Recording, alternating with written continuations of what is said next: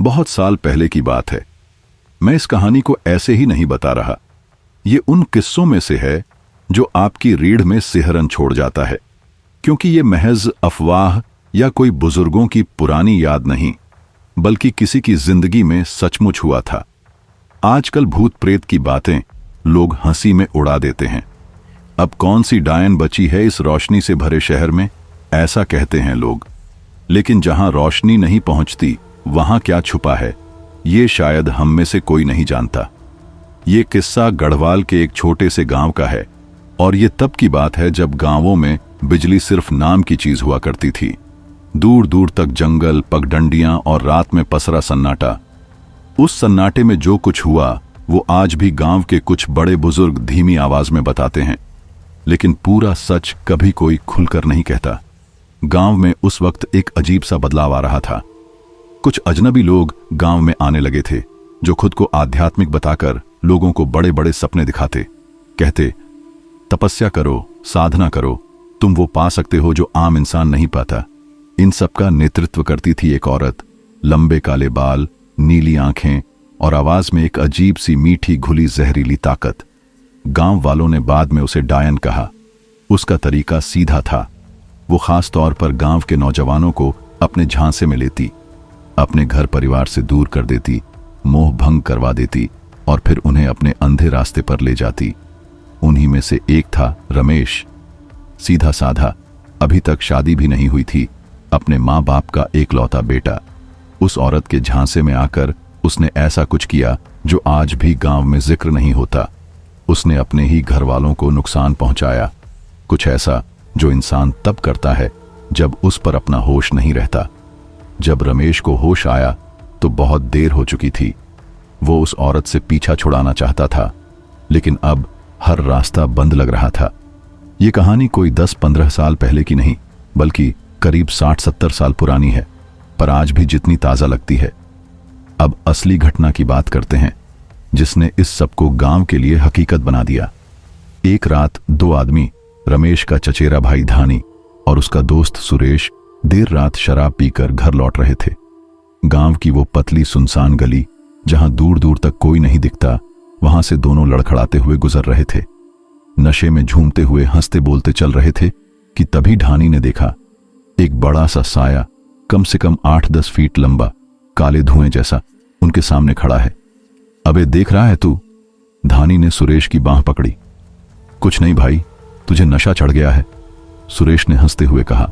लेकिन तभी वो साया हिला। जैसे ही वो साया पलटा, दोनों की आंखें उसकी आंखों से जा टकराईं। वो लाल चमकती हुई आंखें, जैसे अंगारे जल रहे हों। बस एक पल में दोनों का नशा उतर गया। भाग! सुरेश चिल्लाया और दोनों पीछे मुड़े, लेकिन वो बहुत देर कर चुके थे। साया झपटा और सुरेश की बांह पकड़ ली। धानी रुकना चाहता था, मदद करना चाहता था, लेकिन पैर कांपने लगे। तभी उसके सामने 4-5 और साए आ गए, बिल्कुल वैसी ही शक्ल के, उतने ही लंबे और उतने ही डरावने। उनके पास खड़े होते ही उसकी आंखों के आगे अंधेरा छा गया। जब अगली सुबह धानी की आंख खुली, वो अपने ही बिस्तर पर था, पसीने से तरबतर। कुछ देर तो कुछ याद ही नहीं आया, लेकिन फिर एक झटके में रात की पूरी घटना आंखों के सामने घूम गई। वो कांपते हुए उठा, भागकर घर वालों को सब बताया। तूने ज्यादा पी ली होगी बेटा, उसकी मां ने कहा। हाँ, रात को सपने आ ही जाते हैं शराब पीकर, उसके पिताजी ने भी अनदेखा कर दिया। कोई उसकी बात मानने को तैयार नहीं था, लेकिन अजीब बात यह थी कि सुरेश, जो उसके साथ था, अब बिल्कुल अलग सा हो गया था। उससे बात करने पर भी वो कहता, क्या बकवास है, ऐसा कुछ हुआ ही नहीं था। धीरे धीरे धानी को लगने लगा कि शायद उसने सच में कुछ ज्यादा पी ली थी, या फिर वाकई कोई वहम था। उसने पीना छोड़ दिया, ये तो तय था। लेकिन कुछ ही दिन बाद एक और रात कुछ बदला। करीब 2 बजे रात उसकी नींद अचानक खुली। सांस घुटती सी लग रही थी, जैसे कोई उसके ऊपर बैठा हो। घबराकर वो बाहर भागा। रात की ठंडी हवा में जाकर राहत मिली। थोड़ा टहलकर जैसे ही घर के अंदर लौटने को मुड़ा, उसे फिर कुछ सुनाई दिया। किसी के बुदबुदाने की आवाज, जैसे कोई मंत्र पढ़ रहा हो। उसने ध्यान लगाया। आवाज गली के दूसरे छोर से आ रही थी। उसके रोंगटे खड़े हो गए। वो आवाज बिल्कुल वैसी ही थी जैसी उस रात, जिस रात वो और सुरेश उस साए से टकराए थे, धानी वापस घर में घुसा, खिड़की से बाहर झांकने लगा। आवाज धीरे धीरे और पास आ रही थी। अब वो साफ देख सकता था।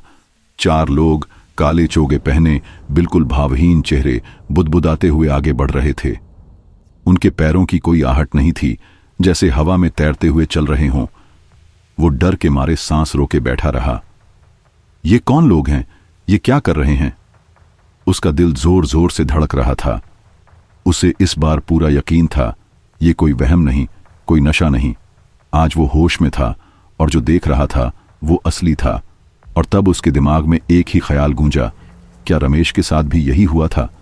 क्या वही लोग, वही औरत अब किसी और को ढूंढ रही है? धानी के मन में सवाल गूंज रहा था। ये लोग अजीब से मंत्र क्यों बड़बड़ा रहे हैं?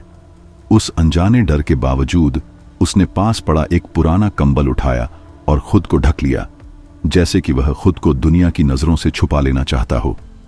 धीमे धीमे उसने उस काले साए का पीछा करना शुरू किया, सावधानी से एक सुरक्षित दूरी बनाए रखते हुए।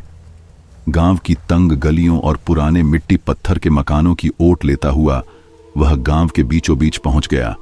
वहां जो देखा उसने उसकी सांसें थमा दी। काले चोगे पहने कई लोग एक घेरे में खड़े थे। माहौल सर्द था, मगर उनके बीच एक अजीब गर्मी और खौफ था। तभी एक आदमी उनके बीच से आगे आया, आवाज गूंजती हुई, साथियों, जैसा कि हमने सोचा था वही हुआ। अब गांव के 15 लोग हमारे मकसद में हमारे साथ हैं। धानी का माथा ठनका। ये क्या चाल चल रहे हैं ये लोग? वह सोच ही रहा था कि तभी किसी औरत की कर्कश मगर अधिकारपूर्ण आवाज उसके कानों में पड़ी। बस कुछ और लोग और फिर इस गांव पर हमारा राज होगा। धानी की रग रग सिहर उठी।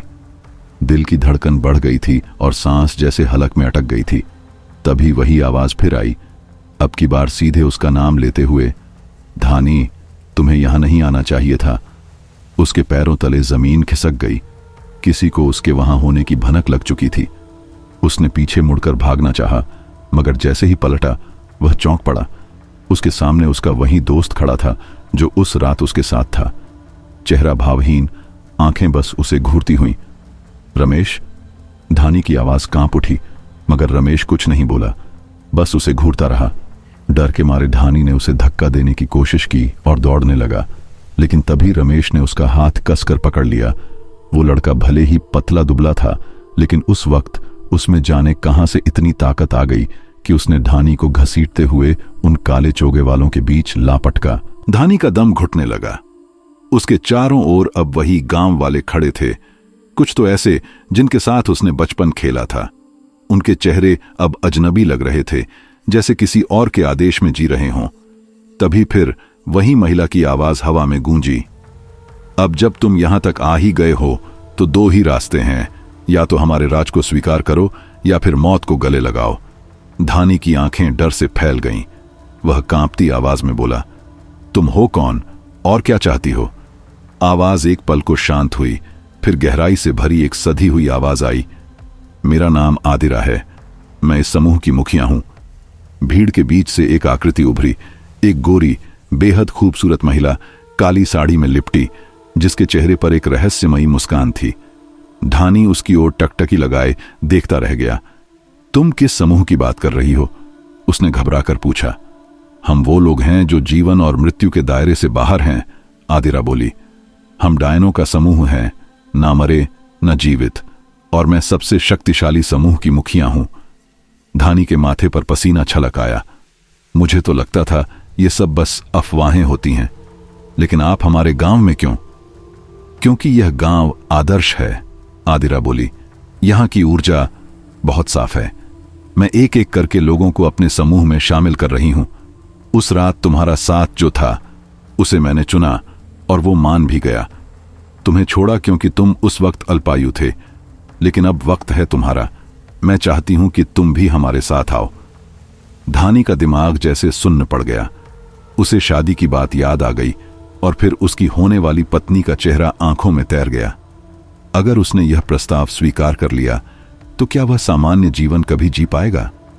आदिरा ने फिर कहा, सोच क्या रहे हो धानी? किस्मत ने तुम्हें मौका दिया है। अमृता, शक्ति, धन और तुम्हारे दुश्मनों का विनाश, सब कुछ तुम्हारे कदमों में होगा। धानी अंदर ही अंदर डगमगा रहा था, आवाज भर्राई हुई थी। आपका प्रस्ताव अच्छा है, लेकिन मुझे सोचने के लिए वक्त चाहिए। आदिरा ने कुछ पल उसकी आंखों में झांका, फिर बोली, ठीक है, 1 हफ्ते का वक्त है तुम्हारे पास। अगली पूर्णिमा की रात इसी जगह आकर अपना निर्णय बताना, और ध्यान रखना, अगर किसी को कुछ बताया तो तुम्हारा पूरा परिवार इसकी कीमत चुकाएगा। मेरे लोग तुम्हें देख रहे हैं। धानी ने चुपचाप सिर हिलाया। उसके बाद वे सब एक एक कर अंधेरे में गुम हो गए। अगली सुबह उसकी नींद टूटी तो सिर भारी था और दिल बेचैन। सब कुछ किसी बुरे सपने जैसा लग रहा था, लेकिन सब असली था। तभी उसके पिता बोले, मैं आज लड़की वालों के घर जा रहा हूं, रिश्ते की बात पक्की करने। धानी की आंखों के सामने उस औरत की छवि कौंधी, एक विधवा जो जवान उम्र में पति खो देती है। वो जानता था गांव में ऐसी औरतों की क्या हालत होती है। पिताजी, अभी कुछ दिन रुक जाइए, बात बाद में कर लेंगे, उसने धीरे से कहा। पिता ने घूरते हुए जवाब दिया, शादी ब्याह की बातें तुम्हारे समझने की नहीं हैं। जो करना है वो हम देख लेंगे। धानी ने कुछ नहीं कहा। गांव में यही रिवाज था, बड़ों के फैसलों में दखल देना गलत समझा जाता था। लेकिन उसके भीतर एक तूफान उठ रहा था। उस खौफनाक रात के बाद अब उसका हर फैसला सिर्फ उसका नहीं रह गया था, बल्कि किसी और की नजरों में भी था। अब सवाल था, क्या वो उस अंधेरे समूह का हिस्सा बनेगा या फिर अपने ही खून का खतरा उठाकर सही रास्ता चुनेगा। धानी खेत की मेंढ पर बैठा गहरी सोच में डूबा था जब उसका वही पुराना साथी पास आ गया। उसने मुस्कुराते हुए कहा, क्या बात है धानी, बहुत परेशान लग रहे हो, सोच रहे हो कि हमारे समूह में आओ या नहीं। धानी ने एक लंबी सांस ली और कहा, सच कहूं तो इस वक्त मेरे दिमाग में कुछ और ही चल रहा है। मेरी शादी की बात चल रही है, पर मैं अभी बहुत छोटा हूं। अगर मेरे साथ कुछ हो गया तो उस लड़की का क्या होगा, इसीलिए मैं ये शादी तोड़ना चाहता हूं किसी तरह। साथी ने ठाका लगाया, शादी तोड़ने की क्या जरूरत है? अगर हमारे समूह में आ जाओगे तो तुम्हारी उम्र बढ़ जाएगी, फिर किसी बात की चिंता ही नहीं रहेगी। धानी ने उसकी आंखों में देखते हुए कहा, मुझे सब पता है कैसे तुम लोग अपनी उम्र बढ़ाते हो। तुम लोग दूसरों की जिंदगियां चुराते हो। मैं वो नहीं कर सकता, मैं कोई और रास्ता खोजूंगा। इतना कहकर वह उठ खड़ा हुआ और वहां से चला गया।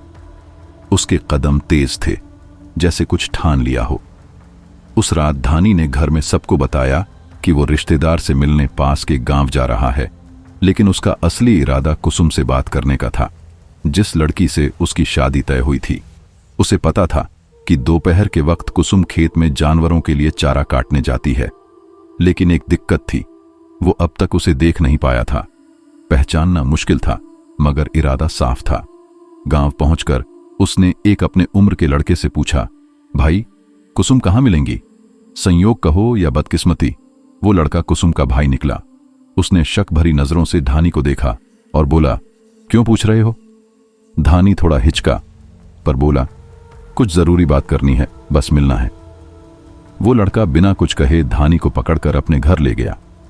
वहां मौजूद कुछ रिश्तेदारों ने उसे पहले कभी नहीं देखा था, इसलिए शक और भी गहरा गया। कानाफूसी शुरू हो गई। कहीं ये लड़का कुसुम से प्रेम करता हो, कहीं शादी से पहले भगाने तो नहीं आया। जल्दी ही कुसुम के पिता को खेत से बुलाया गया। उसी वक्त कुसुम भी चारा लेकर घर लौट आई। पहली बार धानी ने उसे देखा। चेहरा सांवला जरूर था, लेकिन उसकी मासूमियत ने धानी का दिल छू लिया। तभी उसके ससुर ने घर में कदम रखते ही कहा, अरे तुम लोग पागल हो क्या? ये धानी है, हमारा दामाद, कुसुम का होने वाला पति। घर वालों के चेहरे पर राहत और खुशी की मुस्कान फैल गई। सब समझे कि धानी कुसुम से मिलने आया है। कुसुम शर्म से कमरे की ओर भाग गई, लेकिन धानी की मंशा कुछ और थी। वो तो उससे बात करने आया था, अपनी मुश्किल बताने, पर यहां तो बात और ही बन गई। खैर, ससुराल वालों ने उसका स्वागत किया और फिर वह अपने गांव लौट गया। जाते जाते उसने ससुर से कहा, पिताजी ये बात घर पर मत बताइएगा। वो मान गए, लेकिन अंदर से बहुत खुश थे कि लड़का खुद मिलने आया है। उन्होंने सोचा कि शादी तय समय से पहले कर देनी चाहिए, और जब उन्होंने धानी के पिता से बात की तो उन्होंने भी खुशी खुशी हां कर दी। समय बीतता गया और फिर वह रात आई जब धानी को आदिरा के सामने अपना अंतिम निर्णय रखना था। अब मामला और उलझ चुका था। कुसुम की मासूम मुस्कान उसके दिल में घर कर चुकी थी। वो अब उसके साथ जीवन बिताना चाहता था, लेकिन आदिरा ने साफ कहा, अगर समूह में रहना है तो बलिदान देना होगा। धानी ने सिर झुकाकर हामी भरी। आदिरा अब उसकी गुरु थी। उसने उसे एक मंत्र दिया जिसे धानी दिन रात दोहराने लगा। पर असली इम्तिहान अभी बाकी था। उसे किसी अपने की बलि देनी थी। उसने कई रातें करवटें बदलते हुए बिताईं, पर हर बार एक ही नाम उसके सामने आता, उसकी दादी। वही दादी जिसने उसे कहानियां सुनाकर सुलाया था, जिसने उसकी हर चोट पर मरहम लगाया था। पर उस रात पूर्णिमा को गांव से बाहर जंगल में अनुष्ठान हुआ। अग्निकुंड के चारों ओर लोग काले कपड़ों में बैठे थे। हवा में धुएं और जड़ी बूटियों की गंध तैर रही थी। आदिरा ने मंत्र पढ़ना शुरू किया और कहा, अब सब अपने अपने बलिदान का नाम लो। हर किसी ने अपने किसी करीबी का नाम लिया। जब धानी की बारी आई, उसकी आवाज कांप रही थी, लेकिन फिर भी उसने कहा, दादी। आदिरा ने अग्नि में कुछ सामग्री डाली और अनुष्ठान फिर शुरू किया। उसने कहा, हम बहुत करीब हैं अपने मकसद के। धानी, अब वक्त है कि तुम किसी से उम्र चुराओ, वरना क्या? धानी ने धीमे से पूछा। वरना तुम्हारी अपनी उम्र खत्म हो जाएगी, तुम बचे नहीं रहोगे, आदिरा बोली। धानी का चेहरा पीला पड़ गया। उस दिन के बाद से वो समूह का हिस्सा तो बन गया, लेकिन भीतर ही भीतर वह टूट रहा था। उम्र चुराने का काम उसके लिए अब भी असहनीय था। एक दिन जब वह खेत में हल चला रहा था, उसका दोस्त दौड़ता हुआ आया और हाँफते हुए बोला, धानी, जल्दी चल, तेरी दादी वो नहीं रही। उस पल धानी जैसे किसी बुरे सपने से जागा हो। उसके हाथ कांपने लगे, आंखों से आंसू फूट पड़े। वो भागता हुआ घर पहुंचा। आंगन में सफेद चादर में लिपटा उसकी दादी का शव रखा था। चेहरा खुला था, आंखें खुली हुई, सीधी उसे देख रही थीं। उन आंखों में कोई सवाल था, कोई शिकायत और शायद माफी की गुहार भी। धानो वहीं बैठ गया। उसकी सांसें टूटने जैसी हो गईं। उसने जो किया उसका पछतावा अब किसी काम का नहीं था। वो अब डया बन चुका था, लेकिन इंसान के भीतर जो बाकी रह जाना चाहिए था, शायद वो उस दिन मर गया था। जैसे ही धानी की नजर अपनी दादी की ओर गई, उसने उनकी आंखों में ढेर सारे सवाल तैरते देखे। वो कुछ नहीं बोली, लेकिन उनकी निगाहें जैसे धानी से जवाब मांग रही थीं। वह बस एक पल ही सह पाया और फिर उसके घुटनों ने जवाब दे दिया। वो वहीं जमीन पर गिर पड़ा। कुछ ही घंटों के अंदर दादी को श्मशान ले जाया गया। सूरज ढलने से पहले ही उनका अंतिम संस्कार कर दिया गया।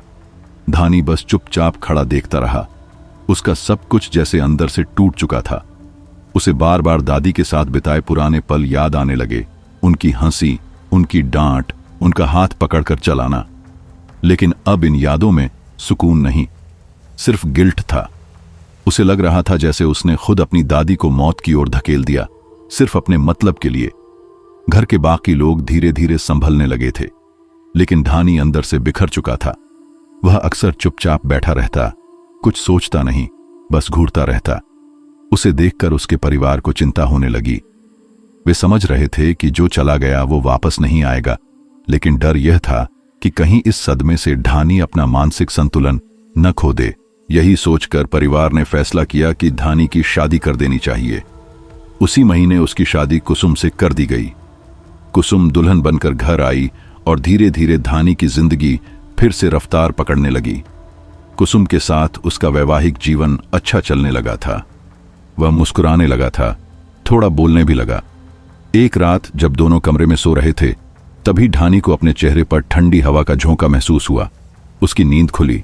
वह पीठ के बल सो रहा था। आंख खुलते ही उसकी नजर छत पर पड़ी और जो देखा वह किसी बुरे सपने से कम नहीं था। छत से उल्टी लटकी एक औरत, आदिरा। उसकी आंखें धानी की ओर घूर रही थीं। उसका चेहरा भयानक था। सफेद त्वचा अंधेरे में अजीब सी चमक रही थी।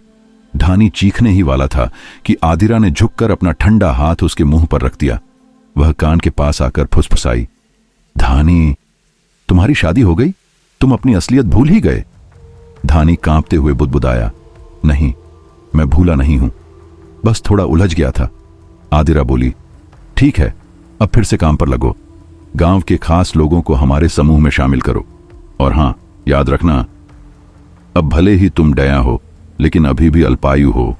तुम्हें अगले 1 महीने के भीतर किसी कम उम्र के इंसान की उम्र चुरानी होगी, मगर उसकी उम्र 14 साल से ज्यादा होनी चाहिए, समझे? धानी ने धीरे से सिर हिलाया। तभी बगल में लेटी कुसुम की नींद हल्की हुई और वह आंखें बंद किए ही बुदबुदाई, इतनी रात को किससे बात कर रहे हो जी? ये सुनते ही आदिरा एक झोंके की तरह गायब हो गई। धानी जल्दी से बोला, अरे तुमने सपना देखा होगा। कुसुम कुछ नहीं बोली, बस करवट लेकर फिर सो गई। लेकिन धानी की नींद अब उड़ चुकी थी। उसका दिमाग बार बार एक ही बात सोच रहा था, वो उम्र किसकी चुराए। अगले दिन जैसे ही घर के लोग अपने कामों में व्यस्त हो गए, धानी आंगन में बैठा यही सोच रहा था।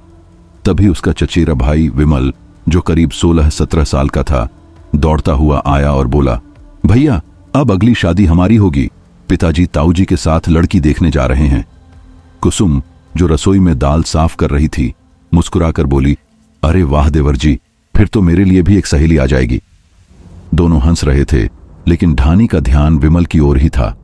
उसके कानों में फिर से आदिरा की बात गूंज रही थी और उसी पल उसने तय कर लिया, उसे विमल की उम्र चाहिए। उस रात जब सब सो गए, धानी चुपचाप घर से निकला। उसका थैला तैयार था। वह सीधे जंगल की ओर बढ़ गया, वहीं जहां आदिरा और उसका समूह रात में अपनी रहस्यमयी क्रियाएं करता था। जंगल की मिट्टी हल्की सी गीली थी और बीचों बीच आदिरा ध्यान में बैठी थी। उसके चारों तरफ लोग अजीब हरकतें कर रहे थे, नग्न होकर नाचना, मलमूत्र से जमीन लीपना, झाड़ू बांधकर थिरकना। कुछ लोग अजीब आवाजों में मंत्र गा रहे थे। धानी सीधा आदिरा के पास गया और बोला, गुरु मां प्रणाम, मुझे अपनी उम्र बढ़ाने को लेकर बात करनी है। आदिरा ने आंखें खोली और बोली, बहुत दिन बाद आए हो, क्या अपनी जिम्मेदारी भूल गए थे? धानी बोला, गुरु मां, मैंने फैसला किया है कि मैं अपने चचेरे भाई विमल की उम्र चुराऊंगा। आदिरा मुस्कुराई, ठीक है, तुम उसके 25-30 साल चुरा सकते हो, लेकिन याद रखो, उसका आधा हिस्सा हमारे प्रेत को जाएगा और विमल अल्पायु हो जाएगा। क्या तुम्हें यह मंजूर है? धानी की आंखों में कठोरता थी। उसने कहा, मंजूर है, अब मैं सिर्फ अपने बारे में सोचूंगा। आदिरा ने सिर हिलाया, यह हुई ना बात। इंसान को पहले खुद की चिंता करनी चाहिए। कल रात अनुष्ठान होगा, सब सामान लेकर आ जाना। अगले दिन धानी ने थैले में जरूरी चीजें रखीं और खाने में कुछ नशीला मिला दिया। रात में पूरा घर गहरी नींद में सो गया। फिर वो जंगल की ओर निकल पड़ा। उस रात जंगल में बस धानी और आदिरा थे। आदिरा एक अग्निकुंड के पास बैठी थी और कुछ अजीब मंत्र बुदबुदा रही थी। थैले से कुछ सफेद वस्तुएं निकालकर उसने आग में डालीं। जैसे जैसे अनुष्ठान आगे बढ़ता, धानी के चेहरे पर अजीब सुकून दिखाई देने लगा। फिर आदिरा बोली, अब अपने खून की कुछ बूंदें अग्नि को दो और बताओ, तुम कितने साल चुराना चाहते हो? धानी ने अपना अंगूठा काटा और खून की बूंदें अग्नि में टपकाईं। फिर बोला, मुझे विमल से 50 साल चाहिए। यह सुनकर आदिरा चौंक गई। उसने कहा, धानी, तुम होश में हो? उसकी उम्र अभी 70 की भी नहीं थी और 50 साल पूरे होते ही अब बस 2-3 साल का वक्त बाकी था। यह सुनते ही धानी बोला, मुझे इससे कोई फर्क नहीं पड़ता। उसने गंभीरता से कहा, अगर अपनी उम्र बढ़ाने के लिए उसकी सारी उम्र लेनी पड़े तो मैं तैयार हूं। आदिरा ने उसे घूर कर देखा और कहा, अपने स्वार्थ में इतने अंधे मत बनो कि सही और गलत का फर्क भी भूल जाओ। धानी ने हल्की सी कुटिल मुस्कान के साथ जवाब दिया, मुझे सही गलत का ज्ञान आप मत सिखाइए गुरु मां। आप भी जो कर रही हैं वो किसी की भलाई के लिए नहीं, अपने ही फायदे के लिए है। ये सुनते ही आदिरा कुछ पल को चुप रह गई। उसकी आंखों में एक पल के लिए झेंप दिखी। फिर उसने नर्म लहजे में कहा, मेरा काम था तुम्हें समझाना। अब तुम खुद नहीं समझना चाहते तो वो तुम्हारी मर्जी है। इतना कहकर आदिरा ने कुछ और मंत्र पढ़े और धीरे धीरे अनुष्ठान को पूरा कर लिया। अनुष्ठान पूरा होते ही धानी सीधे अपने घर चला गया और थककर सो गया। अगली सुबह जब वह उठा तो घर में हलचल मची हुई थी। उसे पता चला कि उसका चचेरा भाई विमल तेज बुखार में तप रहा था और उसे वैद्य के पास ले जाया गया है। वैद्य ने नाड़ी देखी, कुछ जड़ी बूटियों से पुड़िया बनाई और घर वालों को दे दी। उस वक्त गांव में डॉक्टर नहीं होते थे।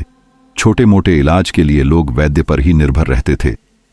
विमल घर तो लौट आया, लेकिन उसका बुखार उतरने का नाम ही नहीं ले रहा था। 2-4 दिन ठीक रहता, फिर दोबारा तेज बुखार चढ़ जाता। 1 महीना गुजर गया, लेकिन विमल की हालत जस की तस रही।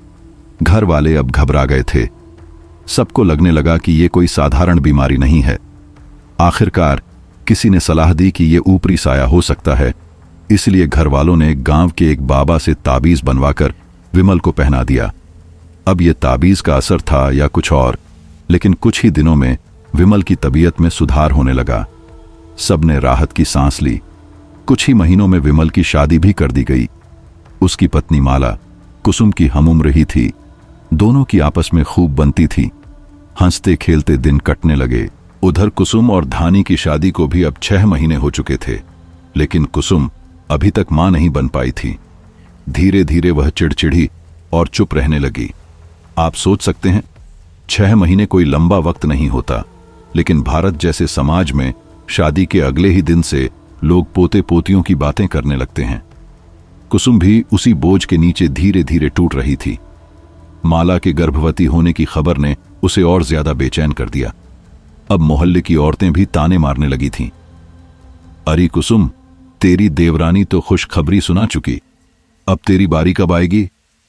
खुशखबरी देने का इरादा है भी या नहीं? कुसुम ये सब सुन सुनकर अंदर ही अंदर घुटने लगी। गुस्सा आता था, लेकिन कहे किससे? आखिर उसने एक रात धानी से बात की। देखिए जी, उसने धीमे मगर थके हुए लहजे में कहा, हमारी शादी को इतना वक्त हो गया है, लेकिन अब तक मेरी गोद सूनी है। माला की शादी तो हमसे बाद में हुई थी, और अब वह मां बनने वाली है। मुझे भी बच्चा चाहिए। धानी उसकी आंखों में देखता रहा। उसके चेहरे पर जो अकेलापन और बेचैनी थी, वो किसी से छुपी नहीं थी। वह बोला, तुम फिक्र मत करो, जो हम दिल से चाहेंगे वो हमें जरूर मिलेगा। लेकिन उस रात धानी चुपचाप फिर से आदिरा के पास गया। गुरु मां, उसने कहा, मुझे संतान चाहिए, मेरी पत्नी टूट रही है, क्या आप मेरी मदद कर सकती हैं? आदिरा ने आंखें मूंद लीं और बोली, हमारे लिए नामुमकिन कुछ भी नहीं है, लेकिन याद रखो, हर चीज का एक वक्त होता है। वक्त से पहले मांगोगे तो कीमत चुकानी पड़ेगी, और वो बहुत भारी भी हो सकती है। मुझे फर्क नहीं पड़ता, धानी बोला।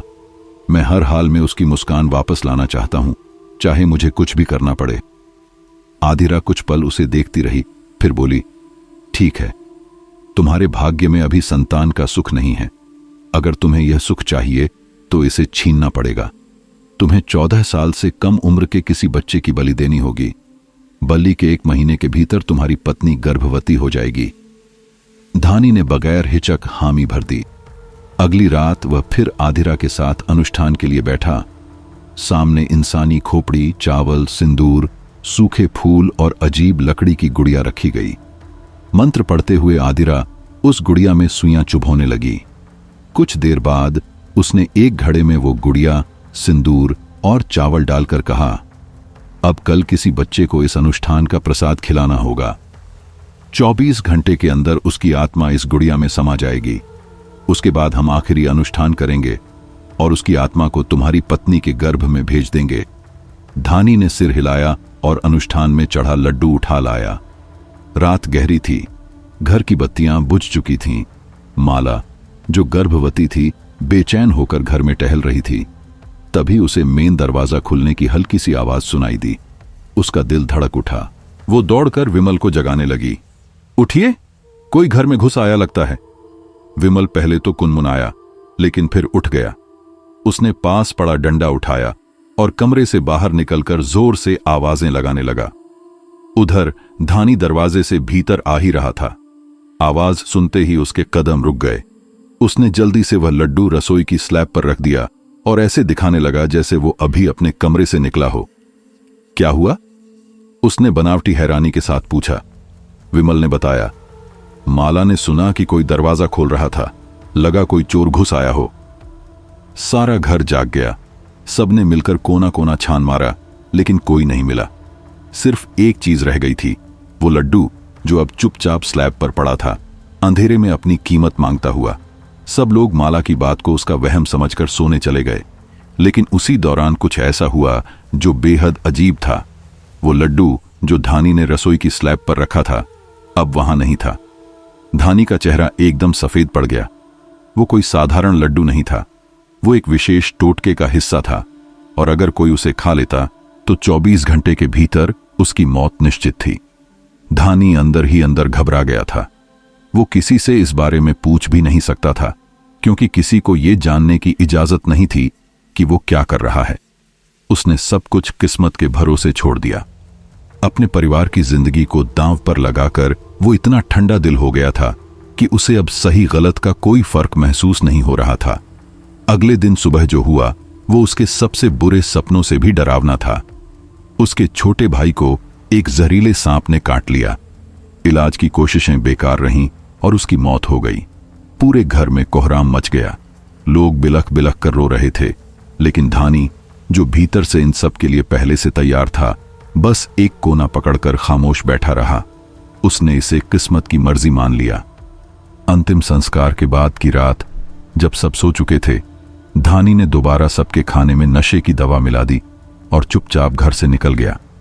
वो सीधा आदिरा के पास जंगल पहुंचा और सारी बात बता दी। आदिरा ने धानी की ओर देखा और कहा, जो हो गया उसे भूल जाओ, अब आगे की तैयारी करो। आज रात फिर से एक अनुष्ठान करना होगा। उसका प्रसाद लेकर अपनी पत्नी को खिला देना, फिर देखना कुछ ही दिनों में तुम्हारी पत्नी गर्भवती हो जाएगी। धानी ने बिना एक शब्द कहे सिर हिला दिया। उसी रात उन्होंने दूसरा अनुष्ठान किया और धानी प्रसाद लेकर घर लौटा। उस समय कुसुम भी नशे में थी, इसलिए उसने उसे बिना कुछ बताए वो प्रसाद खिला दिया। 1 महीने बाद कुसुम ने गर्भधारण कर लिया। वो बहुत खुश थी। परिवार के बाकी लोग भी यही मान बैठे कि ऊपर वाले ने जो छीना था अब वही लौटाया जा रहा है। दोनों बहुओं का खास ध्यान रखा जाने लगा। कुछ महीनों बाद माला ने एक सुंदर और स्वस्थ बेटे को जन्म दिया। सबके चेहरों पर खुशी थी, लेकिन जब कुसुम की डिलीवरी हुई तो माहौल बदल गया। उसका बेटा थोड़ा अजीब था। उसके चेहरे की बनावट असामान्य थी और उसके 2 नहीं बल्कि 4 पैर थे। जहां खुशियां मनाई जानी थीं, वहां सन्नाटा छा गया। कुसुम अपने बेटे को देखकर रोने लगी। वो हर दिन यही सोचती कि उसके इस बेटे का भविष्य क्या होगा, लेकिन एक मां होने के नाते उसने धीरे धीरे ये सब स्वीकार कर लिया। उसके लिए उसका बच्चा जैसा भी था, सबसे प्यारा था। धानी को तब आदिरा की बात याद आई। समय से पहले कुछ भी पाने का अंजाम हमेशा भयानक होता है। वह अब भीतर ही भीतर टूटने लगा था। एक रात जब सब गहरी नींद में थे, धानी फिर जंगल में आदिरा के पास गया। उसकी आंखों में गुस्सा और पछतावा था। गुरु मां, ये सब क्या है? मेरे हाथों मेरे भाई की मौत हुई। मैंने उसे नियति मान लिया कि शायद वो मेरी औलाद बनकर लौटेगा, लेकिन जो बेटा मिला वो राक्षस जैसा क्यों? मैंने सब कुछ वैसा ही किया जैसा आपने कहा, फिर भी ऐसा क्यों हुआ? आदिरा थोड़ी देर चुप रही, फिर बोली, ऐसा नहीं होना चाहिए था। कुछ गड़बड़ जरूर हुई है। एक बात बताओ, तुम्हारे भाई की उम्र कितनी थी? 15 साल, धानी ने जवाब दिया। आदिरा की आंखें चौड़ी हो गईं। यही तो गलती हुई। इस प्रक्रिया में एक एक बात का ध्यान रखना होता है। बल्कि सिर्फ 14 साल से कम उम्र के बच्चे की होनी चाहिए थी। तुमने जो किया उससे प्रक्रिया ही उलटी हो गई। धानी वहीं जमीन पर बैठ गया। उसकी आंखों से आंसू बहने लगे। मैंने अपनी दादी, दोनों भाइयों, सबका नुकसान किया। मुझे यही सजा मिलनी चाहिए थी। आदिरा ने उसके कंधे पर हाथ रखा। घबराओ मत बेटा, तुम्हें दोबारा संतान सुख मिलेगा और इस बार एक स्वस्थ और सुंदर बच्चा होगा। लेकिन इस बार सब कुछ शुद्ध और विधि अनुसार करना होगा। धानी ने चुपचाप सिर हिलाया और वापस लौट गया। अब वो हर वक्त उलझा और परेशान रहने लगा। उसने जो कुछ भी अपने स्वार्थ के लिए किया था, उसका नतीजा इस रूप में मिलेगा उसने कभी सोचा भी नहीं था। 4-5 महीने बीत गए। एक दिन खेत में काम करते समय उसके चचेरे भाई विमल को सांप ने काट लिया। जब तक वैद्य को लाते, विमल की भी मौत हो चुकी थी।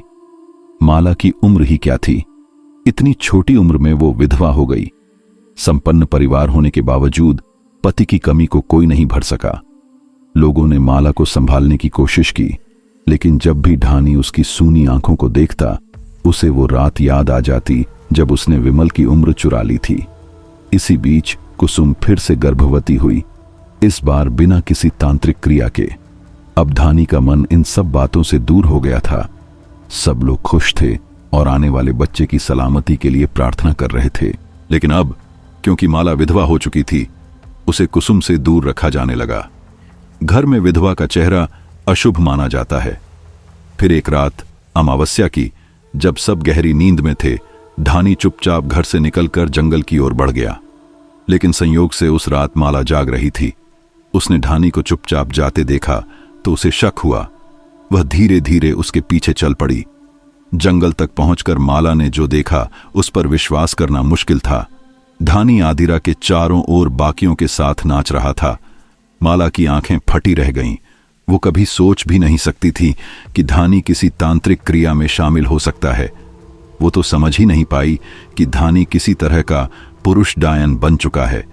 उसे वहां से लौट जाना चाहिए था, लेकिन इंसान की फितरत होती है कि वह खतरे के बावजूद जिज्ञासा में डटा रहता है। माला ने भी खुद को रोक नहीं पाया और छिपकर आगे की सारी क्रिया देखती रही। करीब आधे घंटे तक सब लोग नाचते रहे। फिर एक एक करके सबने आदिरा के सामने जाकर अपनी अपनी मुराद रखी। जब धानी की बारी आई तो उसने कहा, गुरुमां, मेरी पत्नी फिर से गर्भवती है। इस बार मैं चाहता हूं कि मेरा बच्चा बिल्कुल स्वस्थ और सुंदर हो। बस यही मुराद है मेरी। चिंता मत करो, आदिरा ने धीमे लेकिन ठोस लहजे में कहा। पिछली बार तुमने वो छीनने की कोशिश की जो तुम्हारे नसीब में नहीं था, इसलिए सब कुछ उल्टा हो गया। लेकिन अब वक्त हमारे पक्ष में है। इस बार सब ठीक होगा, बस भरोसा रखो। माला को अब भी कुछ समझ नहीं आ रहा था कि बात किस बारे में हो रही है। उसकी पलकों में संशय और बेचैनी थी। तभी अचानक आदिरा ने उसका हाथ झपट कर पकड़ा, फिर उसके बालों में कसकर हाथ डालते हुए उसे खींचते हुए सबके सामने ले आई। धानी एक झटके में उठ खड़ा हुआ। उसकी आंखों में हैरानी झलक रही थी। माला, तुम यहां? माला कांपती आवाज में बोली, जेठ जी, आप इन लोगों के साथ ये क्या कर रहे हैं आप? मुझे तो सोचकर ही घिन आती है। अब भी वक्त है, सब छोड़ दीजिए।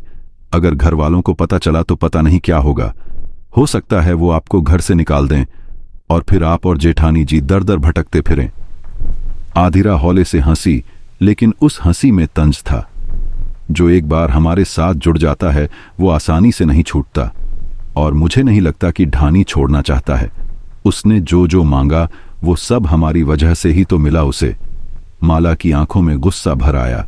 वह कांपते हुए बोली, क्या मिला है? उसके छोटे भाई मर गए, मेरे पति जवान उम्र में मारे गए, अजीब सी संतान हुई। क्या यही सब चाहता था वो? आदिरा ने ठंडी मुस्कान के साथ जवाब दिया, हाँ, यही सब। तुम्हारे पति की मौत इसलिए हुई क्योंकि धानी ने उसकी उम्र चुरा ली थी, और उसके भाई की मौत, वो भी उसके की गए टोटके की वजह से हुई। उसे समय से पहले संतान चाहिए थी, मिल गई, अपने ही भाई के रूप में। माला वहीं थम गई। उसकी सांसें जैसे रुक गई हों। सामने की सारी घटनाएं उसकी आंखों के आगे घूमने लगीं। अब जैसे सब कुछ जुड़ने लगा था। उसने धीमे से कहा, ये सब सच है? आदिरा की आंखों में एक चमक आई। उसने कदम आगे बढ़ाया। अब जब तुम्हें हमारा राज पता चल गया है तो मैं तुम्हें एक मौका देती हूं। हमारे साथ आ जाओ, जो तुम चाहो सब मिलेगा तुम्हें। माला कुछ पल चुप रही, सोचती रही, फिर धीमे से बोली, अगर मैं आ जाऊं तो क्या मुझे सच में वो मिलेगा जो मैं चाहती हूं? 100%, आदिरा ने तुरंत जवाब दिया। माला ने उसकी आंखों में झांका, तो फिर मेरे पति को वापस ला दो, तभी मैं तुम्हारे साथ चलूंगी। आदिरा की मुस्कान गायब हो गई। उसका चेहरा जैसे सूख गया हो, होंठ सख्त पड़ गए। तभी माला ने और तीखे स्वर में कहा, तुम लोग कुछ भी कर लो, लेकिन भगवान के फैसलों के आगे नहीं जा सकते। मेरे पति ने कभी किसी का बुरा नहीं किया था, और तुम लोगों ने उन्हें मार डाला ताकतवर दिखने के लिए। इतना ही दम है तो किसी अपने जैसे पर आजमाओ अपनी ताकत। मैं तुम्हारे साथ कभी नहीं आऊंगी। क्या कर लोगे? मार डालोगे मुझे, मेरे बेटे को भी? उसने एक कदम पीछे हटते हुए कहा, जो करना है कर लो, मैं नहीं डरती तुम लोगों से। और फिर वो गुस्से में वहां से चली गई। आदिरा ने तुरंत हाथ बढ़ाया, कुछ बुदबुदाया भी, शायद माला को चोट पहुंचाने का इरादा था, लेकिन ढानी ने उसका हाथ पकड़ लिया। नहीं, अभी नहीं। अगर हमने इसे अभी कुछ किया तो लोग शक करेंगे। मैं अपनी खुशियां किसी खतरे में नहीं डाल सकता। इसे सबके सामने पागल साबित करना होगा ताकि कोई इसकी बात पर यकीन ही न करे। आदिरा ने कुछ सोचा, फिर धीरे से सिर हिला दिया। ठीक है, ये काम अब तुम्हारा है। अगले दिन ढानी पूरी तैयारी में था। इंतजार कर रहा था कि माला कब कुछ कहे और वो अपना खेल खेले, लेकिन माला ने किसी तरह का कोई बवाल नहीं किया। उसका बर्ताव ऐसा था जैसे कुछ हुआ ही ना हो, लेकिन कुछ बदला था। कुसुम अब वो ढानी और माला दोनों से कटी कटी सी रहने लगी थी। ढानी ने कई बार बात करने की कोशिश की, लेकिन वो हर बार उसे टाल जाती। एक दिन आखिरकार सब फूट पड़ा। किसी बात पर दोनों में बहस हो गई और गुस्से में आकर ढानी ने उसे धक्का दे दिया। कुसुम सीधी पेट के बल जमीन पर गिरी। वो दर्द से कराह उठी और तभी सब कुछ बदल गया। बिना समय गंवाए उसे गांव के वैद्य के पास ले जाया गया, लेकिन जो डर था वही हुआ। कुसुम और उसका अजन्मा बच्चा दोनों की मौत हो गई। ढानी वहीं बैठा रहा, बेजान सा। उसे यकीन ही नहीं हो रहा था कि उसने क्या कर डाला। सब कुछ खत्म हो गया था। उसका मन बोझ से दबा जा रहा था। उसी शाम माला फिर उसके पास आई। उसकी आंखों में कोई डर नहीं था, सिर्फ कड़वाहट। इतना दुखी क्यों हो जेठ जी? वह बोली। क्या अब जाकर समझ आया कि आपके एक फैसले ने कितनी जिंदगियां बर्बाद कर दी? अगर आप उस रात थोड़ी भी इंसानियत दिखाते तो आज हमारा घर हंसता खेलता होता। ढानी चुप था, सुनता रहा। उस रात जब मैं जंगल से लौट रही थी, दीदी जाग रही थीं। आपको और मुझे बाहर से आते देखा था उन्होंने। तभी से उन्होंने हमसे दूरी बना ली थी। मैं चाहती तो उन्हें सब सच बता सकती थी, लेकिन आपका सच उससे भी ज्यादा गंदा था, इसलिए चुप रही। और आपने उन्हें ही मार डाला, अपने स्वार्थ के लिए। माला ये कहकर चली गई, लेकिन उसके शब्द ढानी के सीने में गूंजते रहे। क्या हासिल किया था उसने? अब तो वो अकेला था। जिनके लिए उसने सब किया वो अब उसके साथ नहीं थे, और जिनकी बलि दी उनके चेहरे, उनकी चीखें अब हर वक्त उसकी आंखों के सामने थीं। अपने छोटे बेटे की शक्ल में अब उसे अपने मरे हुए मासूम भाई की सूरत दिखने लगी थी। वो टूट चुका था, फूट फूट कर रोया। उसे अब समझ में आ चुका था, अपने अतीत को वो नहीं बदल सकता, लेकिन उसने एक फैसला लिया। अब ये सब किसी और के साथ नहीं होगा। वो हिमालय की तरफ निकल पड़ा। उसे किसी ऐसे इंसान की तलाश थी जो उस राक्षसी शक्ति को खत्म करने में मदद कर सके। उसकी तलाश जाकर खत्म हुई बाबा सत्यनाथ पर। और क्योंकि अब वो खुद एक डया था, उसे पता था बाबा की शक्ति सिर्फ दिखावटी नहीं थी। वो सच में उस अंधेरे से लड़ सकते थे, शायद आखिरी बार। वो कोई आम बाबा नहीं थे जो 2-4 रुपए के लिए लोगों को ठग लेते हों। बाबा सत्यनाथ एक सिद्ध पुरुष थे, शांत, गंभीर और भीतर से अजीब तरह की रोशनी लिए हुए। जब ढानी उनके सामने बैठा, उसकी आंखों में पछतावे की नमी थी। बाबा, उसने धीमे स्वर में कहा, मैं जानता हूं मैंने जो किया वो गलत था, पर अब मैं चाहता हूं कि ऐसा और किसी के साथ न हो। मैंने बहुत कुछ खोया है और अब मैं चाहता हूं कि बाकी लोगों की जिंदगी बर्बाद न हो, इसीलिए आपके पास आया हूं। बाबा सत्यनाथ कुछ पल चुप रहे। उन्होंने ढानी की आंखों में झांका, जैसे उसकी आत्मा को टटोल रहे हों। फिर बोले, तूने गलती की है, इसमें कोई शक नहीं, लेकिन अब जो कर रहा है वो लोक कल्याण के लिए है। मैं और मेरे साथी तेरी मदद करेंगे। ढानी की आंखों में उम्मीद लौट आई। चेहरे पर हल्की सी राहत की परछाई फैल गई। वो उठ खड़ा हुआ और बाबा के साथ गांव की ओर निकल पड़ा। उधर आदिरा और उसके साथी अब सतर्क हो चुके थे। उन्हें भनक लग गई थी कि खतरा पास आ रहा है, पर उन्हें अब भी यकीन था कि वो किसी से कम नहीं है। उन्होंने खुद को दूसरों से ऊपर मान लिया था। शाम धीरे धीरे अंधेरे में बदलने लगी। गांव की सीमा के पास कच्चे रास्ते के किनारे आदिरा और उसके लोग खड़े थे, इंतजार में। रास्ता सुनसान था। कुछ देर तक कोई आता नहीं दिखा। फिर अचानक आदिरा की नजर दूर से आते साधुओं के एक समूह पर पड़ी, जिनके बीच ढानी भी था। उसके चेहरे पर एक ठंडी, खतरनाक मुस्कान फैल गई। वो अपने लोगों की तरफ मुड़ी। सब तैयार रहो, वो लोग आ रहे हैं। बाबा सत्यनाथ ने भी उन्हें देख लिया था। उन्होंने गहरी सांस लेकर कहा, सोचा था कुछ देर आराम मिलेगा, लेकिन लगता है पहले इनसे निपटना पड़ेगा। दोनों ओर के लोग अपने अपने इरादों में पूरी तरह पक्के थे। जैसे ही वे पास पहुंचे, हवा में कुछ बदलने लगा। शाम की ठंडी हवा में एक अनकही बेचैनी तैरने लगी। ढानी की रीढ़ में एक सिहरन सी दौड़ गई, लेकिन उसके भीतर डर नहीं था। अब नहीं। कुछ पल की खामोशी के बाद आदिरा ने तीखे स्वर में चिल्लाया, ढानी, मैंने तुम पर भरोसा करके तुम्हें यह शक्ति दी थी और तुमने हमें धोखा दिया। ढानी की आंखों में गुस्सा भर आया। यह शक्ति कोई वरदान नहीं थी, यह एक अभिशाप है।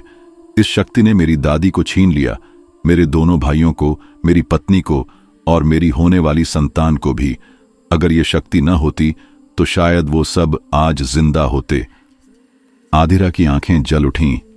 वो बोली, ये लोग मासूम नहीं थे ढानी, इन्होंने अपनी मर्जी से हमारे साथ समझौता किया था। और तुम खुद को क्यों भूल रहे हो? अपनी दादी की बलि किसने दी थी? अपने भाई की उम्र किसने चुराई थी? मैंने तुम्हें पहले ही चेतावनी दी थी जब तुम्हारा पहला बच्चा आने वाला था, लेकिन तुम नहीं माने। अब बताओ, गलती किसकी है? ढानी की सांस रुकने लगी। शर्म और पछतावे की गर्मी उसकी आंखों से बह निकली। तभी आदिरा और उसके साथी मौका देखकर एक साथ मंत्रोच्चार करने लगे। कुछ ही क्षणों में ऊर्जा का एक तेज वार बाबा सत्यनाथ और उनके साथियों की छाती से टकराया और वे सभी जमीन पर गिर पड़े। उससे पहले कि वे खुद को संभाल पाते, उन्होंने अपने चारों ओर कसाव महसूस किया। अदृश्य ऊर्जा बंधनों ने उन्हें जकड़ लिया था। जैसे जैसे क्षण बीतते, कसाव और बढ़ता गया। दर्द उनकी हड्डियों तक उतरने लगा। बाबा सत्यनाथ ने आंखें बंद कीं और खुद भी कुछ मंत्र बुदबुदाए। कुछ ही पलों में ऊर्जा के बंधन ढीले पड़ने लगे और फिर धीरे धीरे पूरी तरह गायब हो गए। इस झटके से आदिरा पीछे हट गई। उसके साथियों के चेहरे पर हैरानी छा गई। उन्होंने कभी नहीं सोचा था कि बाबा सत्यनाथ इतना शक्तिशाली हो सकता है। आदिरा चिल्लाई, सब मिलकर वार करो, अपनी सारी शक्ति झोंक दो। उनके साथी फिर एकजुट होकर मंत्र पढ़ने लगे और पूरे जोर से वार करने लगे। उधर बाबा सत्यनाथ के साथी भी पीछे नहीं हटे।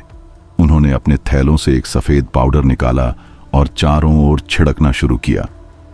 पाउडर जैसे ही आदिरा के साथियों के संपर्क में आया, वे तड़पने लगे। उनके शरीर पर फोड़े उगने लगे और वे जमीन पर गिरते चले गए। ढानी, जो खुद एक दैया था, उसे भी इस पाउडर से दर्द हो रहा था। मेरी फिक्र मत कीजिए, वह कराहते हुए बोला, आप बस इन पर वार करते रहिए। बाबा सत्यनाथ और उनके साथी मंत्र पढ़ते हुए सफेद पाउडर डालते रहे। धीरे धीरे आदिरा के सभी साथी अचेत हो गए। अब आदिरा अकेली रह गई थी। उसने पीछे हटना शुरू किया। डर उसकी आंखों में साफ दिख रहा था। वह मुड़कर भागने लगी, लेकिन तभी बाबा सत्यनाथ ने उस पर भी वही पाउडर फेंका। वो चीख उठी। उसके शरीर पर भी फोड़े निकल आए। गुस्से में उसने बाबा को एक जोरदार धक्का दिया और वहां से भाग निकली। ढानी सबसे पास था, इसलिए वह सबसे ज्यादा उस पाउडर की चपेट में आ गया। उसका शरीर कांपने लगा। बाबा सत्यनाथ उसके पास आए और बोले, यह पाउडर सिद्ध किया गया था। यह किसी भी तामसिक शक्ति को शरीर से बाहर निकालता है, इसीलिए तेरे शरीर पर इसका असर हुआ है और शायद तू बच नहीं पाएगा। ढानी ने थकी हुई लेकिन शांत मुस्कान के साथ कहा, गुरुदेव, मुझे कोई अफसोस नहीं है। मैंने अपने स्वार्थ में बहुत कुछ गलत किया, यह तो होना ही था, पर कम से कम मैं चैन से मरूंगा, यह जानते हुए कि मेरा मरना किसी काम आया। बाबा सत्यनाथ की आंखों में भी भाव बदल गए। उन्होंने सिर हिलाते हुए कहा, तेरा इन लोगों से जुड़ना भी तेरी नियति थी। अगर तू न जुड़ता तो शायद इस गांव के कई और लोग भी इस दलदल में फंस जाते। तू अपने कर्मों से एक राक्षस था, लेकिन अपनी जान देकर तूने गांव को बचा लिया। आज तुझे साधु कहना गलत नहीं होगा। ढानी की आंखें बंद होने लगीं। उसके चेहरे पर एक शांत मुस्कान थी, सुकून की, क्षमा की, मुक्ति की। और साथियों, बस एक बात याद रखना, जो लोग शॉर्टकट में जल्दी सफलता की चाह रखते हैं, वो अक्सर खुद को बर्बादी की तरफ ले जाते हैं। जीवन में कोई भी रास्ता अगर सही ना हो तो मंजिल कितनी भी आकर्षक क्यों ना लगे, वो रास्ता अंत में बस अंधेरा ही देता है। ढानी को जो सपने दिखाए गए थे वो सब कुछ बहुत चमकदार और लुभावने थे। उसे बताया गया कि वह बहुत जल्दी अमीर बन सकता है, इतना अमीर कि कोई उसकी बराबरी नहीं कर पाए। उसे कहा गया कि उसकी शादी एक खूबसूरत और समझदार लड़की से होगी और जो भी चीज वो चाहें, नाम, पैसा, इज्जत, सब कुछ उसके कदमों में होगा। उस वक्त धानी को सब कुछ मुमकिन लगने लगा था, लेकिन असलियत उससे बिल्कुल उलट निकली। जो हुआ वो कोई सपना नहीं था, बल्कि एक ऐसा डरावना ख्वाब था जिससे आंख खुलते ही उसका सब कुछ उजड़ चुका था। अपने ही परिवार को उसने दांव पर लगा दिया था। वो लोग जिनके लिए वो कभी जान देने को तैयार रहता था, वही आज उसकी वजह से मिट चुके थे। और सबसे खौफनाक बात यह थी कि ये सब उसने खुद किया था, अपनी आंखों से देखा, अपने हाथों से निभाया। उसने अपने घर वालों की खुशियों को जलाकर राख कर दिया, और बदले में उसे क्या मिला? सिर्फ अकेलापन, अफसोस और वो दर्द जो हर सांस में उसे कचोटता रहा। एक पल के लिए सोचो, कोई इंसान कैसे अपने ही परिवार को बर्बाद करके सुकून की तलाश कर सकता है? ये जो घर होता है, जो खून के रिश्ते होते हैं, वही तो हमारी असली पूंजी है। अगर वही नहीं रहे तो पैसा और रुतबा किस काम का? धनी ने जो किया वो उसी वक्त समझ में आ गया था जब सब कुछ हाथ से निकल चुका था। वो बस अंधी दौड़ में शामिल हो गया था, वो दौड़ जिसमें ना अंत था ना सुकून। उसने सोचा था तंत्र मंत्र उसका रास्ता आसान कर देंगे, मगर सच्चाई तो ये थी कि उसने उस रास्ते में वो सब कुछ खो दिया जो उसे इंसान बनाता था, ममता, मोह और इंसानियत। मैं जानता हूं तंत्र मंत्र की दुनिया बाहर से देखने में आकर्षक लगती है, लेकिन जो इसके अंदर उतर चुका है वही जानता है कि इसकी कीमत क्या होती है।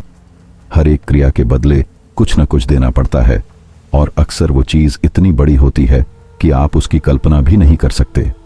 अगर किसी ने कभी सच्चे साधु संतों से बातें की हैं तो वो समझ जाएगा कि तंत्र मंत्र कोई खेल नहीं होता, ये बहुत ही खतरनाक और अंधेरी राह है।